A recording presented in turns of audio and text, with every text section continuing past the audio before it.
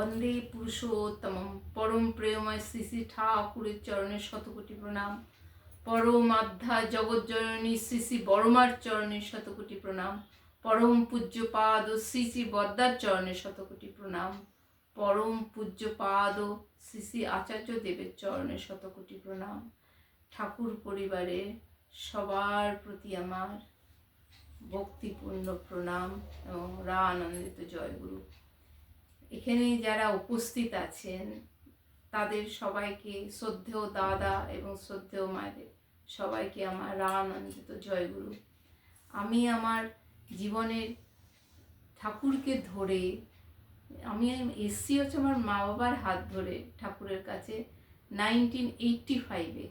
তো তখন থেকে ঠাকুরকে ধরে যে আমি কি কি পেয়েছি, কি কি উপলব্ধি হয়েছে তা আমি আপনাদের সঙ্গে একটু শেয়ার করতে চাই, যেটা আমারও খুব আমিও যাজিত হব এবং সবাইকে এই যাজনটা সবার সঙ্গে একটু ভাগ করে নিতে চাই।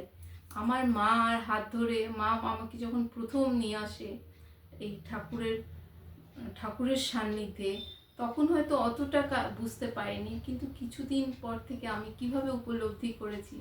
আমার মার 2006-এ কোলনে ক্যান্সার হয়েছিল, যেটা নিয়ে ভীষণ বড় ডক্টর সদাপ্রিয় বাসু তিনি সমস্ত ডাক্তার ঠিক করে দিয়েছিলেন। মার নর্থ সিটিতে অপারেশন হয়েছিল কোলনের ক্যান্সার।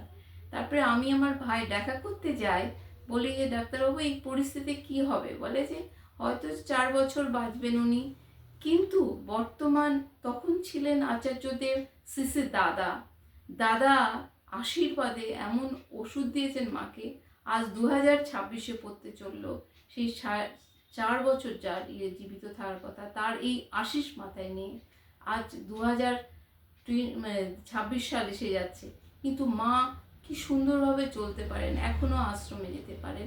হয়তো একটু কষ্ট কোথাও কোথাও হয়, এগুলো একটা ব্যাধি থাকলে হয়, কিন্তু তার এটা মিরাকেলের মতো। এইরকম মিরাকেল ঘটনাগুলো আমার জীবনে প্রতি মুহূর্তে ঠাকুরকে নিয়ে বুঝতে পারছি যে কিভাবে ঠাকুরকে নিয়ে চললে, ঠাকুরকে ভালোবাসলে তিনি যে কিভাবে আমাদেরকে ঘিরে রাখে জীবনে, সেগুলো আমি এখন উপলব্ধি করছি।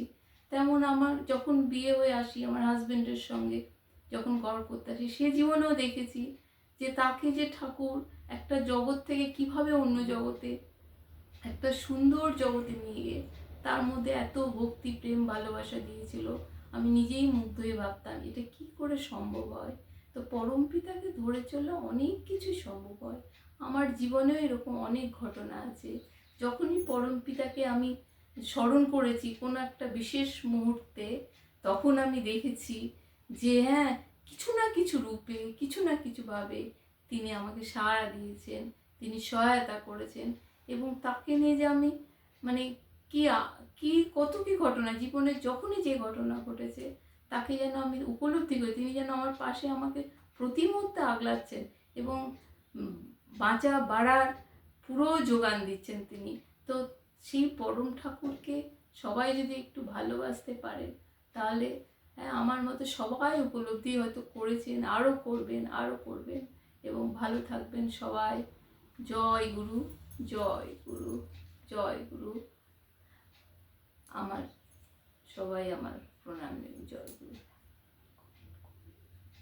ও, যদি আপনাদের আমার কথার কিছু অংশ পছন্দ হয়ে থাকে তাহলে একটু কিছু কমেন্ট করবেন পরবর্তী, তাহলে আমি চেষ্টা করি। হ্যাঁ, আমি তো একটু এই ঠাকুরের কথা বলার মাধ্যমে কিছু যদি আমি ঠাকুরের তো সেইভাবে এখন কিছু করতে পারছি না, কিন্তু কিছু তো যদি হয় আমি খুশি হব। তো আপনারা সবাই চেষ্টা করবেন, আমিও ভালো লাগবে আমারও।